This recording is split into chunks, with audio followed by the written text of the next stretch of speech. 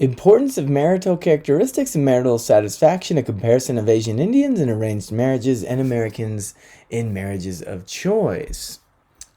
So you can tell from the title that this article is looking at how the different marriage styles across the world, impact marital satisfaction.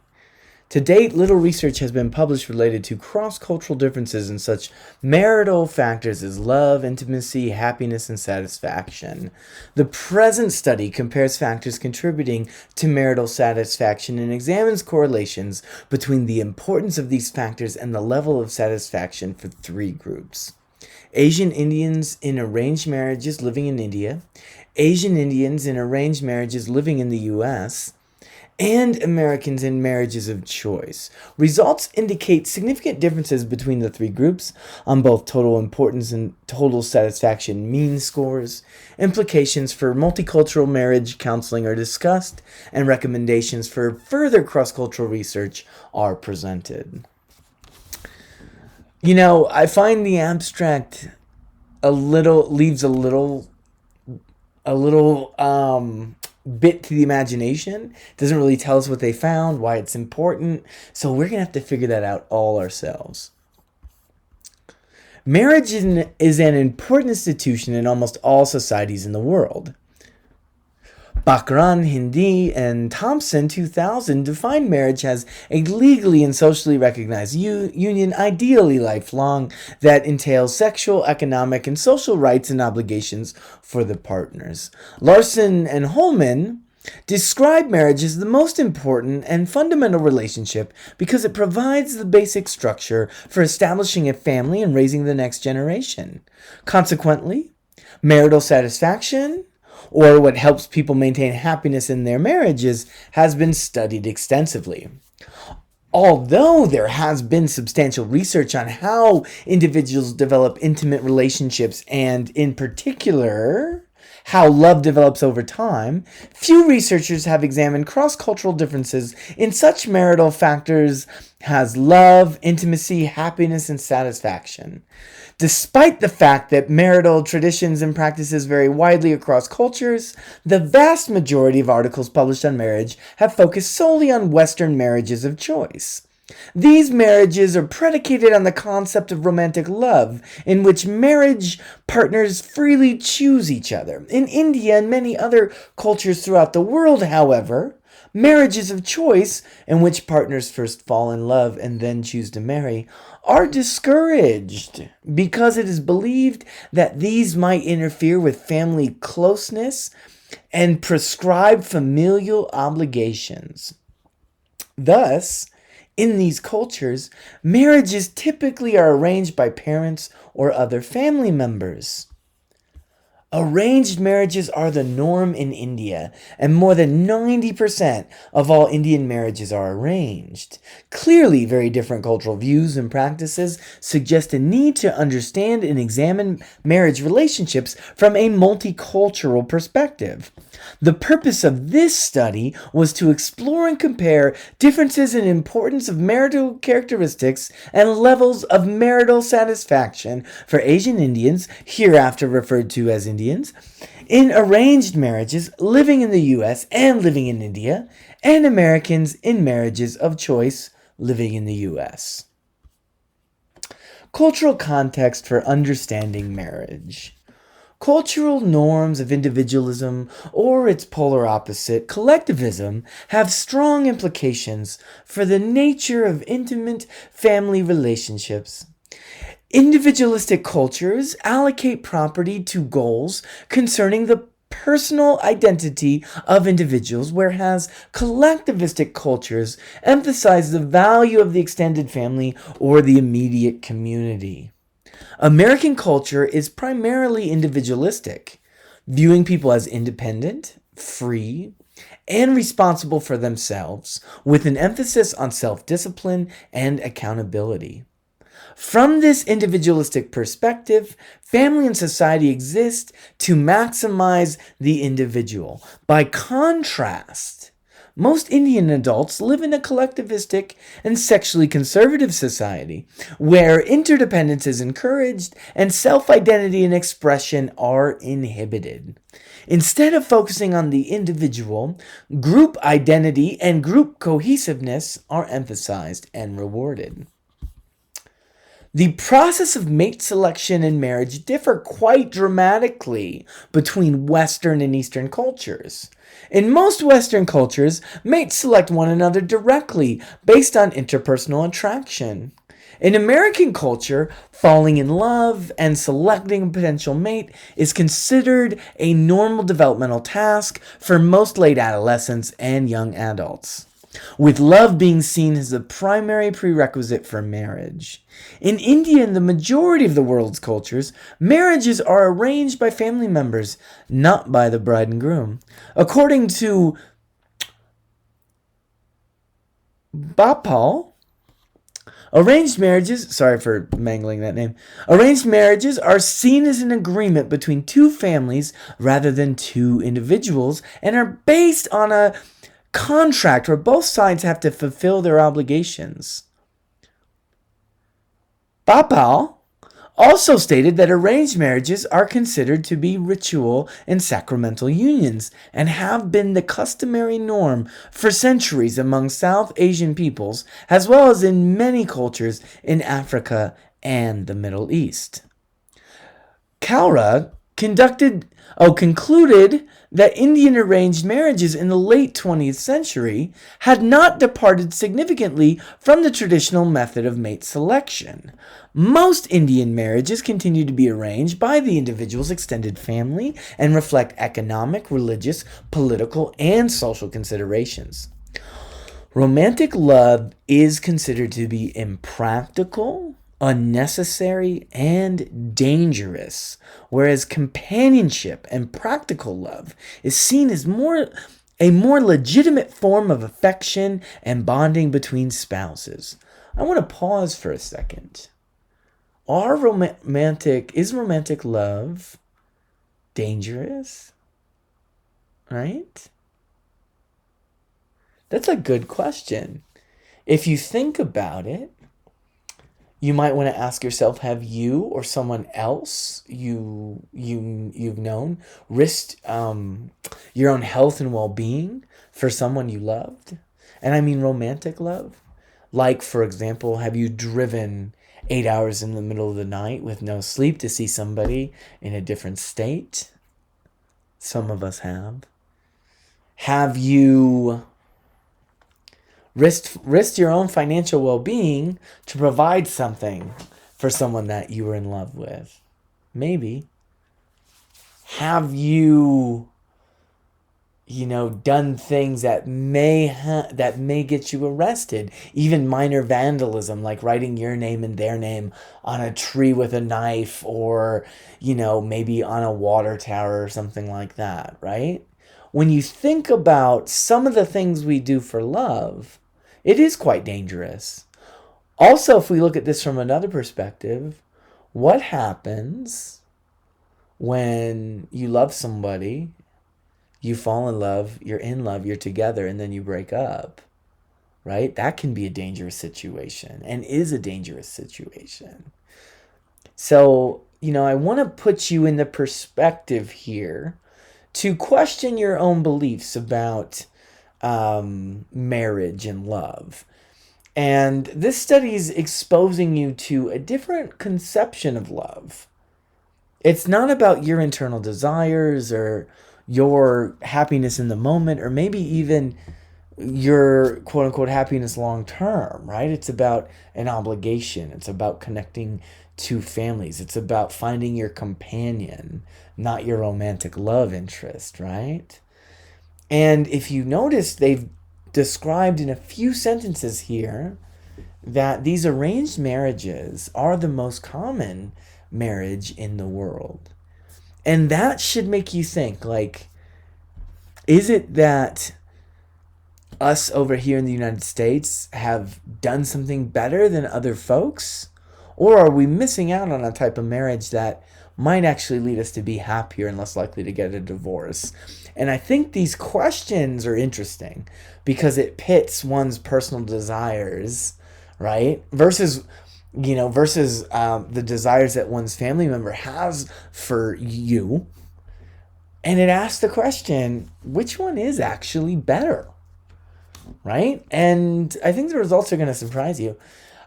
And also, we're not going to answer the question which one's better, but they're definitely different, and they definitely have different outcomes, and there are benefits to both sides. And I think when we look at the institution of marriage in the United States, that we have to sort of question how well it's working given our divorce rates and things like that, which are pretty high just from what one would expect.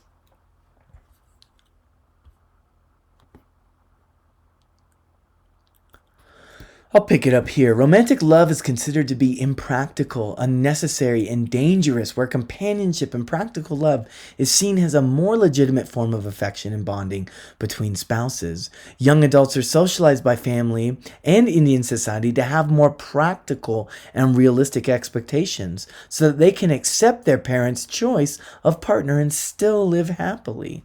Thus, marital bonds between married couples in India are based on a sense of filial commitment, that means family commitment, and an adherence to cultural tradition rather than on spousal intimacy.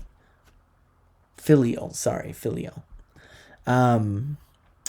Even within Indian society, however, there are different cultural variations to the process of finding a mate. Mate selection may vary from autonomous, in which individuals select their own spouses, to completely arranged, in which family elders select and negotiate for spouses for their marriageable children, with many gradations existing between the extremes. Stepson, Rowe, and Cochrane suggested a typology of arranged marriages among aging groups that consisted of a traditional pattern where parents and elders of the family choose the spouse. B, a modified traditional pattern where the individual has the power to make the final choice. And C, a cooperative traditional pattern where either the young person or the parents might make the selection depending on the timing of events. For example, when and where the match is made, time frame for decision making. Even in the cooperative traditional pattern where the actual decision to marry is made cooperatively, parental consent is considered to be essential.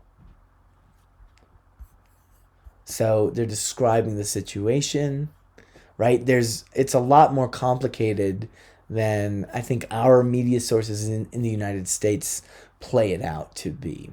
Okay? But you can see, like, if you think about this from a perspective of parents love children, which is the assumption that I make when reading this article, parents do generally love children and want the best for them. I can see a case where, my own mother might have been able to choose a marriage partner for me that was better than my own choice. Maybe not. I'm going to say probably not, since I'm in a very happy relationship. But still, right? It's a question we got to examine when we're examining this concept, right? Like, yes, there are overtones of misogyny here, for certain, and we should watch out for those. But if we take those out and we ask ourselves, would we have been better off if our mothers and fathers and family members would have been consulted or are consulted, because many of the folks that are in this class are currently going through partner selection and things like that, would you end up with a better mate? And I think in order to understand this, you got to think about the worst person you've ever dated, if you've dated somebody, right? That horrible match where you never got along, where it was just a constant fight. There was something pulling you together, but overall it was kind of doomed. But your mom might have seen that. Your dad might have seen that earlier. Your family might have seen that earlier. Your guardians may have seen that earlier, right? And been able to warn you, like you're both nice people, but you're not going to work together. Those are the kind of insights that it's hard for us to be critical of ourselves on, right? I need somebody that can tolerate a little bit of a mess, right? I may not see that in myself, but my parents sure would call me out on that, right? All right. So, Deirdre defined marital satisfaction as an individual's subjective evaluation of the specific components within her or his or their marital relationship. Moreover, factors that lead to marital distress may not be the simple inverse of the factors that lead to a satisfying relationship. Levinson, Cartensen, and Gottman, in their study of marital interaction in long-term marriages and middle-aged and older couples, found that marital interaction was more effectively positive for older couples than for middle-aged couples. Gottman, Cohn, Carrere, and Swanson identified positive affect during marital conflict as the only predictor of marital satisfaction after 6 years of marriage. Positive affect, positive feelings. Carstensen, Gottman, and Levinson found that humor and affection were characteristic of happily married older couples. The rationale for studying marital satisfaction arises from the benefits that accrue to society when strong marriages are formed and maintained. Moreover, the quality of a marital... Excuse me on that one. Dismiss. Please just dismiss. Oh, wow. Sorry that I even tried to get rid of that. Just close. Thank you. Snooze. Sure. Okay. Sorry about that. The rationale for studying marital satisfaction arises from the benefits that accrue to society when strong marriages are formed and maintained. Moreover, the quality of a marital relationship is recognized as having an impact on the psychological well-being of individuals in the marriage. Marriages are important. Although a considerable body of research exists on husband-wife relations, including marital satisfaction and intimacy, few studies have explored these variables among ethnically diverse populations. This is a problem in a lot of research in psychology and other fields as well. Research on the marital satisfaction levels of individuals where the marriages were initiated based on factors other than romantic love has been very limited. In addition, method of spousal selection and its correlation with marital satisfaction has received little attention in the literature. People haven't really studied this. And to this, the fact that people of South Asian origin have been one of the least studied ethnic groups in the United States, despite the reality that Indians are one of the fastest growing immigrant groups in the U.S. So this is a needed area of study. Because most marital studies have been conducted with marriages based on the Western model of romantic love and marriage, literature is sparse on arranged marriages, including the importance of marital characteristic and satisfaction of individuals in these unions. Findings from the few studies that exist, however, suggest significant differences in the importance of characteristics of marriage. To the marital satisfaction... in the importance of characteristics of marriage to the marital satisfaction levels of Asian Indians in arranged marriages has compared with Americans in marriages of choice. Because of the vast differences between the two methods of finding mates and because the practice of arranged marriage is so widespread, there exists a critical need to study variables that correlate with marital importance and satisfaction for women and men in these marriages. Clearly, in an increasingly diverse and global society, knowledge of cross-cultural differences in relationships and relationship satisfaction is essential information for counselors who work with these couples and families. Right? And, there is heterosexist overtones to this article. It's important to realize that and to point that out. Not only do we need to do, research on arranged marriages, we need to do research and understand what makes folks happy in all marriages, right? And I just think that's a good sort of tag A good thing you can take away from this, from these authors, and critique them for at the same time. They are going out there and doing research on a population that wants to be happy too, right? And the way they write about it kind of excludes other types of non-heterosexist relationships. The current study addressed the specific need to investigate the importance of characteristics of marriage and correlates of marital satisfaction for Indians in arranged marriages as compared to American couples in marriages of choice. In this study, 2 groups of Indians were surveyed: married couples living in the U.S. and married couples living in India. The overall research question of the study was, how do levels of marital satisfaction differ for Indians in arranged marriages and living in the U.S.? And living in the U.S., Indians in arranged marriages living in India, and Americans in marriages of choice. Specifically, this study investigated the importance and satisfaction of 4 factors of marriage: loving, loyal, shared values, and finances for each group in the sample, and examined correlations between importance of these characteristics and levels of marital satisfaction for men and women in the 3 groups. Participants consisted of Indians in arranged marriages living in the United States, Indians in arranged marriages living in India, and Americans in marriages of choice living in the United States. All participants were volunteers obtained using purposive sampling techniques. Members of the U.S. sample of Indian and American volunteer couples were recruited in a major metropolitan area in the southeastern U.S. Indian volunteer couples in India were recruited from Bangalore, a culturally and religiously diverse metropolitan city in South India with a large number of English-speaking individuals. Consistent with a purposive sampling approach, volunteer respondents in both countries were recruited from several venues, such as shopping malls, religious congregations, cultural ceremonies, and picnic gatherings over several weekends.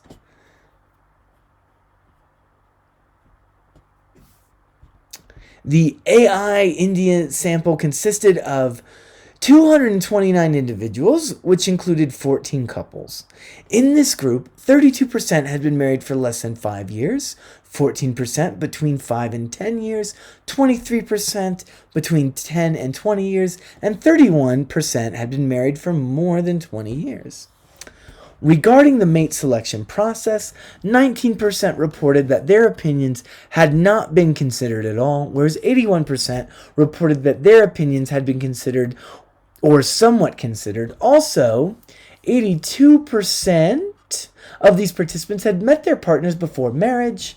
Of these participants, 90% had support from their families, 70% reporting having the freedom to reject their marriage proposals, and 34% had other family members residing with them permanently. For purposes of this study, support was based on the perceptions of the respondent and could include financial, emotional, and instrumental support from family members.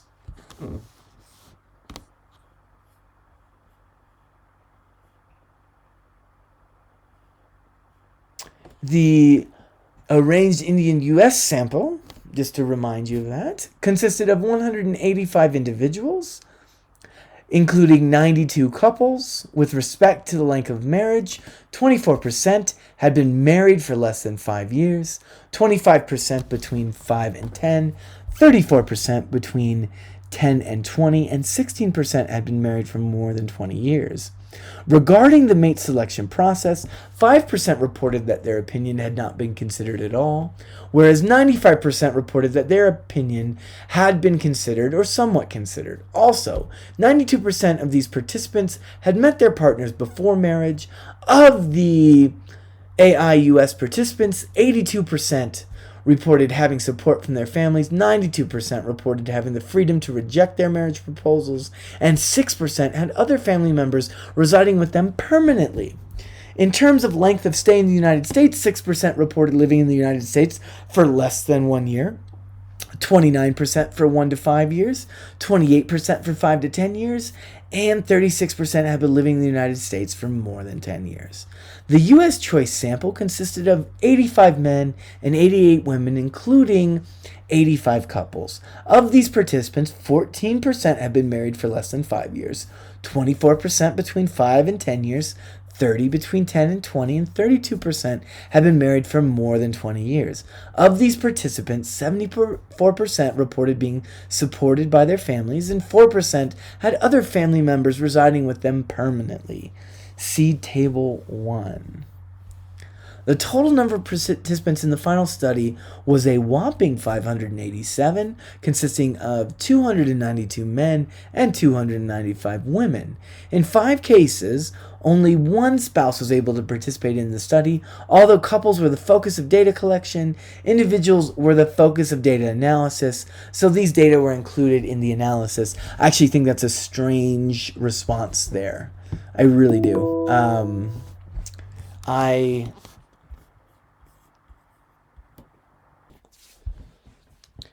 The characteristics of marriage in inventory, charisma, look at that, that's a fun little questionnaire name, was developed as a brief measure of characteristics related to marital satisfaction. Myers et al. Used this instrument previously in a study of marital satisfaction of Indians in arranged marriages living in India.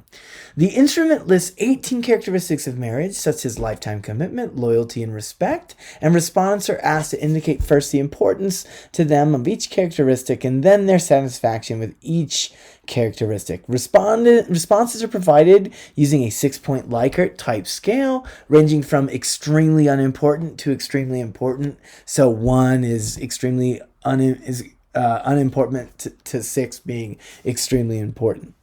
A final item at the end assesses overall marital satisfaction. Scores for the 2 subscales, importance and satisfaction, are simple sums of the responses to each item in the scale. A 4th factor, finances, was added to the instrument for purposes of this study, in consultation with the instrument's author and a psychometric expert. Because financial security and lack of debt are core cultural values for Indians, and because existing research has shown that financial circumstances influence marital adjustment, researchers in this study determined that this additional variable would be an important one to explore. Rosengranden identified 3 factors underlying each of the 2 charisma scales. So, okay, there's like charisma, right? And then there's charisma subscales. They just talked about them.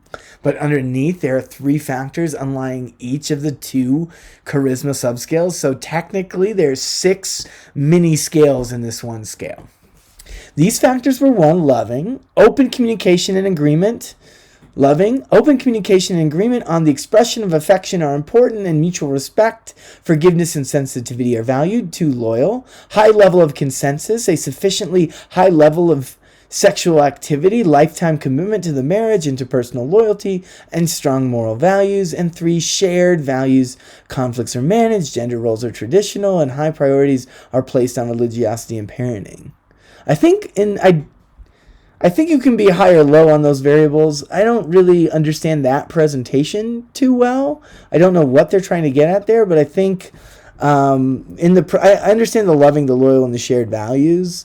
But the examples afterwards, I don't know if those are questions or just ideas that they're presenting. The additional factor, finances, financial comfort, lack of debt, and financial interdependence, was included in both importance and satisfaction scales.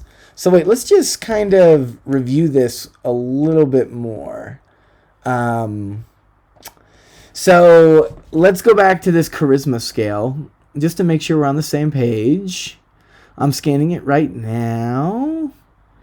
So the instrument lists 18 characteristics of marriage, such as these things, and respondents are asked to indicate first the importance to them of each characteristic and then their satisfaction with each characteristic. They have a Likert scale. A final item at the end assesses overall marital satisfaction. Scores for the 2 subscales, importance and satisfaction. That's what I kind of missed while I was reading it. So underneath importance and satisfaction, they have the financial subscale and those 3 subscales they were talking about up here. It'll make more sense once we're looking at the data. Alpha coefficients for a sample, and an alpha coefficient just means how much the items on the scales are correlated with each other. So alpha coefficients for a sample of 201 American adults have been reported as 0.83 and 0.94 for the importance and satisfaction subscales respectively. So these two larger subscales, which have loving, loyal, and shared values underneath them, all those things are correlated. 0.83 for the importance scores and 0.94 for the satisfaction scores. So you rate a characteristic as being important in how satisfied you are with that characteristic in your marriage. And the items in these scales are highly correlated with each other. Concurrent validity studies were conducted successfully during the didactic adjustment scale and enrich.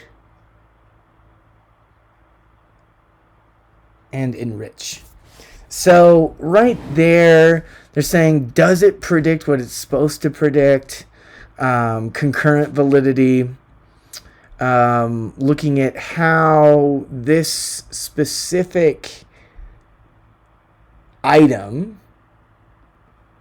is associated with other aspects it should be associated with. So they're saying it has good concurrent validity. You can read up on concurrent validity if you'd like. Factor analysis of charisma. Now, factor analysis, what it does is it breaks a scale up into mathematically existing subscales. So you design a scale and you hope that maybe there's 4 factors inside of it, or you hope there's 3 factors like these authors do. But then you have to give the scale out, you give it to participants, and then you can do complex math that allows you to see if you actually have 3 factors, or maybe you only have 1 factor, maybe you have 2. Factor analysis using a 4-step factor analytic approach revealed 3 factors sharing each of the 2 scales. So you got loving, loyal, and shared values. So that's where those 3 factors came from, math. Factor loadings for all items were acceptably high, with only 1 item falling below 0.3. Remember, a good Cronbach's alpha is the total correlates to 0.7, but you can have some variability from that. Interfactor correlations, these are factors among loving, loyal, and shared values, range from 0.27 to 0.42 for the satisfaction subscale and from 0.34 to 0.7 for the importance subscale. They could have told us the actual correlations. Now we have to kind of figure that out, but you can see it right there. An examination of charisma instruments completed by participants in the current study found Cronbach's alpha reliability coefficients values that range from 0.77 to 0.93. That sentence is the whole point of this paragraph. It just says this scale has good reliability and validity. It's a good scale. A researcher-developed demographic questionnaire also was used in the study to collect personal data, including socioeconomic variables and particulars of the relationship. Questions related to the arrangement of the marriage, gender, age, length of marriage, religion, length of stay in the United States, level of involvement in choosing the marriage, partner, number of children, and living arrangements. Questions about involvement in the arrangement of the marriage that included information on whether family considered the individual's opinion while looking for a partner and whether the person met his or her partner before marriage also were included. Spouses were instructed to complete the questionnaires individually without consulting each other or sharing responses. So essentially this experiment is one big survey with a bunch of different items that measure a bunch of different things, particularly related to marriage satisfaction and marriage type, particularly choice versus arranged. A 3x2 factorial ANOVA, so that means there are 2 independent variables. One has 3 levels and another has 2 levels. Was used to, in the 3-level one, you can imagine that one's going to be the 3 different groups, right? By 2, so there's, what's the other one going to be? Let's figure out what the other one is going to be. And gender, so they use gender as the other independent variable with 2 levels. Because it's this study's a little heterosexist. The study of the effect of group and gender on the importance of marital characteristics. So those 2 variables, what group they're from, Indians in arranged marriage in the United States, Indians in arranged marriage in India, Americans in choice marriages in America, right? By gender, on all the things I just talked about measuring. For the total importance score, ANOVA results indicated a significant interaction between demographic group and gender. So for the total importance score, so these are what are the important values. An estimated marginal means plot, don't worry about that, suggested that the difference between genders was larger for the U.S. choice sample. The simple main effects of the two factors, all that means is looking at demographic group, which is really the different types of people in marriages they're in, and gender were examined separately. So they looked at the groups on satisfaction. They looked at the groups on all the measures separately. They looked at gender separately. For women, there were no significant differences on total importance among the three groups. So women shared the same values, it sounds like. When group was held constant, no significant differences were found between genders for the arranged Indian marriages in India and the arranged Indian marriages in the U.S. So there were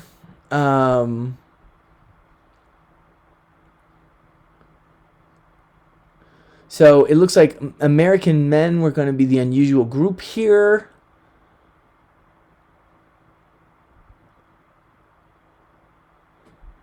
Whereas there was a significant difference between genders in the U.S. choice group. These three results also indicated significant differences between groups on all of the important subscales. A standardized z-score means plot shown in Figure 1 was used to examine differences between groups for each important subscale. And I think we need a picture. I think we really need to examine this kind of together. So these are the different subscales of the other scale that they talked about. So you have the importance loving, importance loyalty, importance shared values, and importance financial. And then you have how important it was to each group. So we can go ahead and look at our different groups. And what we see here, let's start with the arranged marriaged Indian couples living in India. The most important value for them was finances. The next most important value is having shared values. The next most important value was loving. And underneath that was loyalty. Which, when I go back and I think about those questions, right, I'm going to go back to those parentheses because I now think this is making a little bit more sense. So loving, open communication and agreement on the expression of affection are important, and mutual respect, forgiveness, and sensitivity are valued. So loving sounds like caring for the other person. Loyal, high level of consensus, agreement, a sufficiently high level of sexual activity. So it sounds like that might be a cheating variable. I don't know. Lifetime commitment to the marriage, definitely a cheating variable. And interpersonal loyalty and strong moral values, those all sound like cheating behavior to me. So loyalty's cheating. Loving's like emotional caring. Shared values are conflicts are mandated, gender roles are traditional, and high priorities are placed on religiosity and parenting. This is the one that threw me for the loop. How do you manage conflict? That one has to be shared in a relationship. Gender roles, they don't have to be traditional. I don't know why they worded it that way, but like if you have traditional or non-traditional gender roles, your spouse sharing those roles are important. High priorities placed, or low priorities, similar priorities is probably what it should say, are placed on religiosity and parenting. So that shared values is kind of like politics, religion, gender beliefs, beliefs in conservatism or liberalism. Loyalty is not cheating, and loving is caring and feeling warmth and tenderness, and you want to help out. Loving is loving, right? Okay, so now that's making more sense. And when we look at this, let's just look at it again. We have now finances. Shared values are the second most important thing. So having the same political beliefs, having the same religious beliefs. Underneath that is loving, and then underneath that is oddly cheating, essentially. That's interesting. I mean, if you look, interesting. Now, if you look at the arranged marriages, Indians living in the U.S. group, you get a change in values. All of a sudden, you notice that loyalty rises from the bottom to the top, which when we looked at it looked like cheating behavior. So not cheating on each other seems to be a drastic difference in values across these different groups. And what they were saying was that there weren't gender differences. I'd love to see the gender scores on these, but they compiled it together. Then, currently, we see that the second value is having shared values. That one stays the same, having the same shared values. I think that's a very important observation. Loving is the third most important value, and finances are the fourth. If you look at the U.S. choice examples, you have cheating being the number one most important value as well. The second most important value is love,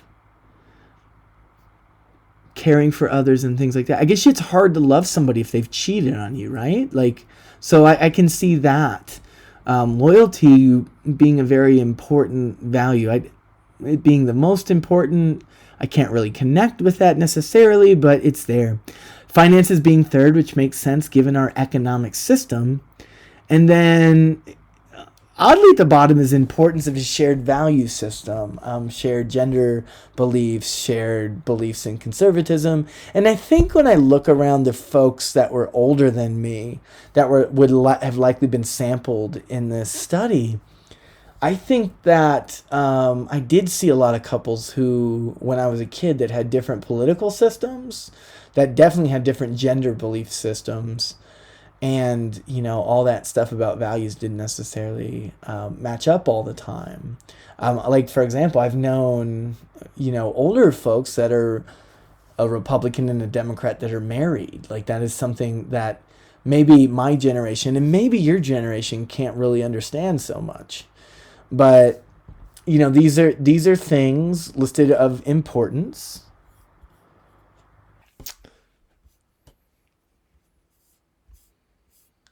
Well, since we're down here, we might as well look at satisfaction scores. So this is what one values isn't as important as what one experiences. And what you notice here is that the highest satisfied group of all the groups is the arranged marriage Indian group in the U.S. They have the highest satisfaction of love, of loyalty, of shared values, and finances. If you look at the U.S. choice group and the arranged India group, what you'll see there is that they have the same levels of satisfaction, and with everything except for monetary. And that's an important thing to understand, right? Like, the monetary, us in the United States are more satisfied monetarily than folks in arranged marriages in India are. And so, what do we take away from this? Well, number one, look at the loving satisfaction. Do arranged marriages lead to less love? No, they don't. They lead to equal amounts or more. The more proper control for the U.S. choice group is the arranged Indian marriage group in the U.S. And if you look overall, those folks in the U.S. that are Indian in an arranged marriage are experiencing high levels of marital satisfaction, higher levels across all measures of satisfaction. And the American choice group is on par with the Indian arranged group living in India. And I think that's very interesting because the numbers tell us a story, that our beliefs won't. Essentially, if you're in the United States, let's look at the proper comparison group. Being in an Indian arranged marriage leads to higher levels of satisfaction than just being in a U.S. choice marriage. And I think that's across all ways we can split up the pie, okay? So there's something about arranged marriages that work, and it's something that we can't laugh at, or laugh off, or just have this aversive reaction to. If you look at the data that I'm looking at right here, you see a very high level of satisfaction in arranged marriage groups, which I think is a very telling story. So now we understand the data. We left when it told us figure 1. So let's just kind of go through the results quickly. For the importance loving subscale, arranged Indian U.S. participants scored significantly higher than those in both the arranged Indian India group and the U.S. choice groups, with no significant differences found between genders. For importance shared values, U.S.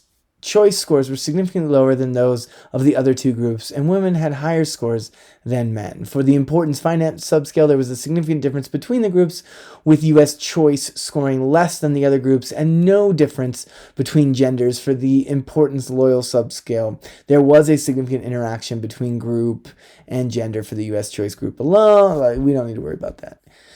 This is the ANOVA that we just examined the results for. A similar 3x2 factorial ANOVA was used to study the effects of group and gender on marital satisfaction. Results indicated significant differences in total satisfaction scores between the three groups. Tukey's test, don't worry about it. For multiple comparisons, don't worry about it. Between means indicated that the arranged Indian U.S. scores were significantly higher than the arranged Indian scores and U.S. choice samples. No significant interactions were found between group and gender on either the total satisfaction score or on satisfaction subscale scores. For satisfaction subscales, ANOVA results did, however, indicate significant differences between groups. A standardized z-score mean plot, shown in Figure 2, was used to examine differences between groups for each satisfaction subscale. Tukey's test for multiple comparisons between means revealed that satisfaction scores on all subscales were significantly higher in the arranged Indian U.S. group as compared to arranged India group and the U.S. choice groups. This seems to indicate that arranged marriages of Indians in the U.S. were significantly more satisfied with their marriages overall, and that's a take-home point. Findings in this study also indicated a significant relationship between total importance and total satisfaction for all three demographic groups. The correlations between total importance and total satisfaction scores are shown in Table 2. So let's look at Table 2. That doesn't really tell us much right there. So ultimately, it's just saying the ones that people viewed as most important, they also tended to say they were satisfied in. But it's not a massive correlation by any means. Indicating that correlations these were all different from zero, fine. Although correlations between importance and satisfaction, I missed that one. These are I'm still right. Although the correlations between importance and satisfaction were highest for the arranged Indian U.S. group and lowest for the U.S. choice group, a scatter plot of satisfaction scores versus the importance scores for each demographic group revealed potentially influential outliers that may have influenced the correlation values. Still, there might be a few outliers that they should remove, is what they're telling us. And I'm like, well, why didn't you? Still, finding support that the arranged marriage Indian group living in the U.S. participants seem to have the best match between their expectations and their marital experiences, leading to a significantly greater marital satisfaction. They're going to say it again. Who was the most satisfied with their marriage? It wasn't the choice group. It was the arranged marriage group of Indians living in the United States. When an ANOVA was used to investigate the relationship, but these little notes at the end, they're just for editors. Somebody was like complaining. When an ANOVA was used to investigate the relationship between length of stay in the U.S. and marital satisfaction for the arranged Indian living in the U.S. groups, no significant differences were found based on how long the couples had lived in the United States. To investigate the relationship between participation in mate selection and marital satisfaction for the two Indian groups, a linear regression analysis was performed. Results for the arranged India group indicated a statistically significant but small relationship between involvement in mate selection and total satisfaction. So, look at this right here. That means 2.6%. That stat right there, that r squared equals 0.026, that means 2.6% of the changes in marital satisfaction were in the AI India group were driven by choosing of a marriage. Only 2.6%. And, a lot of the stuff in here is kind of tricky. You don't necessarily see it, but their message is clear. Number one, the most satisfied couple was in group. Most satisfied couples were in arranged marriages in this data. That's a shocker to many American readers of these articles. Not as much of a shocker to many Indian folks who read these articles. Furthermore, when you look in Indians, and you can look at who got to choose their marriage, those that did have the strongest choice, strongest say in their own marriage, showed a significant correlation, showed to be more satisfied. However, only 2.6% of the variation in satisfaction was driven by choosing one's marriage. 2.6. That's what you gain. That's what you lose by being in a choice marriage. Well, that's what you gain by being in a choice marriage. You gain 2.6% satisfaction, 2.6% change in satisfaction. However, what do you lose? Right? You lose the potential to be the most maritally satisfied group in the whole data set. And I think that's an important point to point out. Now, for the arranged marriage of Indians living in the United States group, however, this relationship was not found to be significant. So in Indians living in the U.S., the choice didn't really predict any increase in satisfaction. So let's just take a step out here. We got a pretty clear story. Especially one to folks that expected choice marriages to be the more satisfying marriages. And if you think about it this way, like how many of you would allow, like I know the answer is going to be no and it's virtual, but how many of you would allow your parents to choose your life partner for the rest of your life? Very few of us would. Do the data suggest we should? If we want to be satisfied in our marriage, the data suggests we should to some degree, right? Like, that's what it suggests. And I think I chose this article just to kind of break up our conceptions of love. What is love? What does it mean to love? What does it mean to be loved? What does it mean to be satisfied in a marriage? What is a marriage? It's another social institution. And what we've learned, again, is if we participate in a social institution and we believe in it, it works for us. There's almost, this situation. We engage in a practice in the culture, whether it's being in a loving family, right? And being part of a culture where loving families are the core part of the culture. You get that, and then you lose some choice of your partner. But overall, this is a situation where you gain. If you are in an arranged marriage, in a collectivistic culture, where do we lose is the real question. And I think, our choices, our independence, in the case of choosing one's life partner, might be a little foolish. We want to think of love, we want to think of romance, but ultimately, don't we want to be that 80-year-old sitting in the chair with another 80-year-old, in love forever? Isn't that the goal?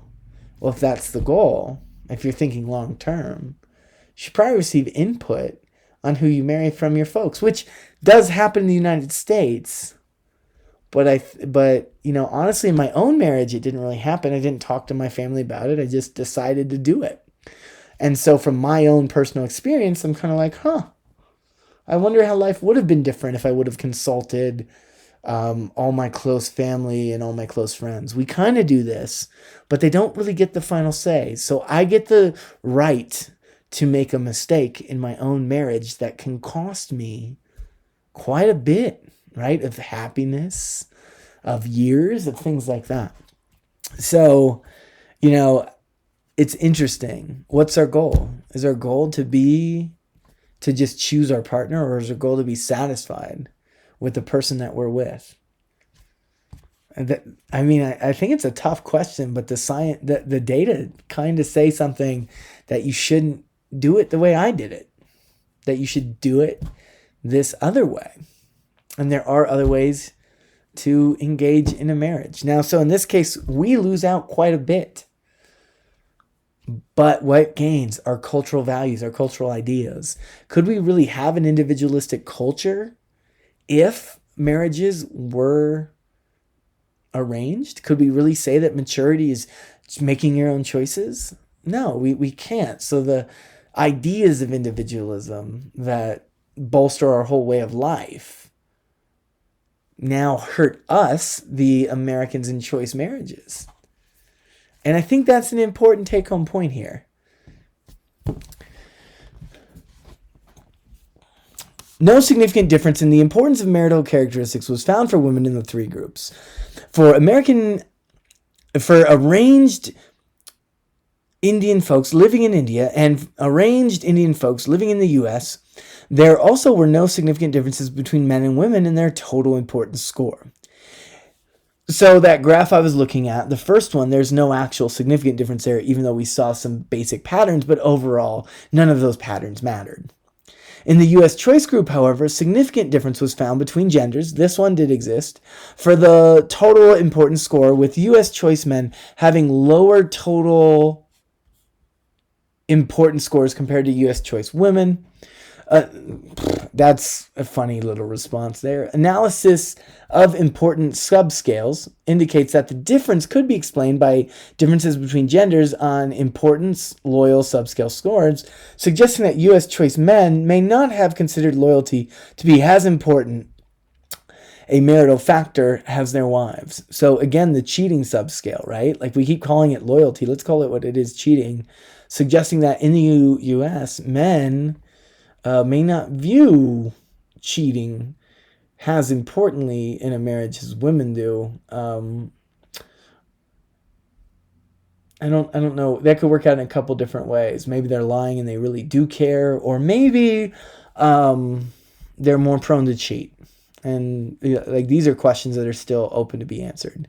Because the U.S. choice group was slightly older than the arranged Indian marriage living in India and the arranged Indian marriage living in the U.S. choice men also might have had more traditional gender role expectations in marriage and interpreted the important statements differently. This finding regarding gender differences in the U.S. choice marriage warrants further study. On the four important subscales, significant differences were found between groups.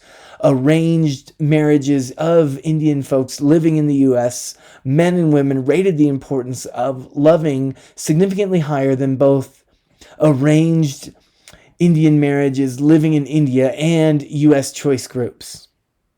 Loving. It wasn't highest in the U.S. choice group.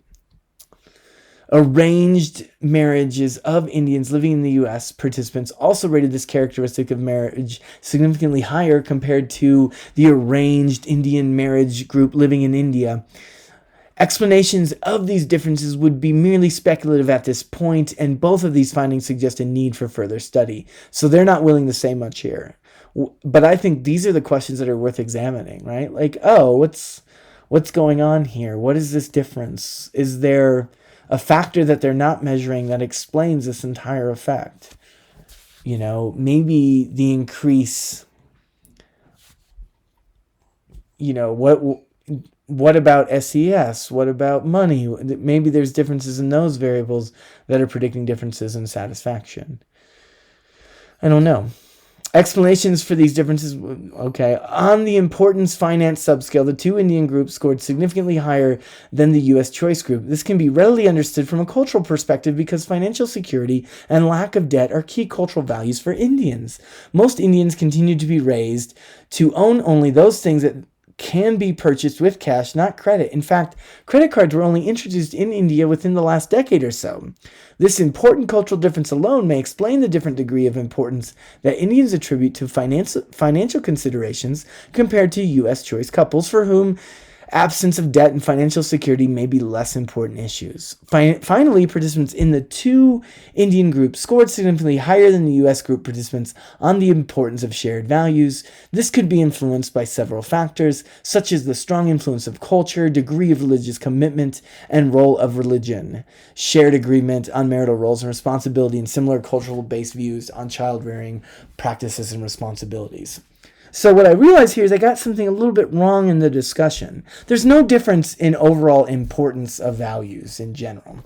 The differences do happen at the little ones we talked about before and the ones that we were just talking about right now. Let's move on. It's important to note that although there have been several studies that focused on identifying factors that influence marital satisfaction, the present study focused instead on comparing marital satisfaction between demographic groups and did not focus on individual factors other than gender. Although there were considerable differences between gender with regard to the importance of marital characteristics, no significant differences in marital satisfaction were found between men and women in the study. This is different from the findings of a study on marital satisfaction by Jose and Alphonse, which suggested that men tend to show higher level of marital satisfaction than women. Significant differences were found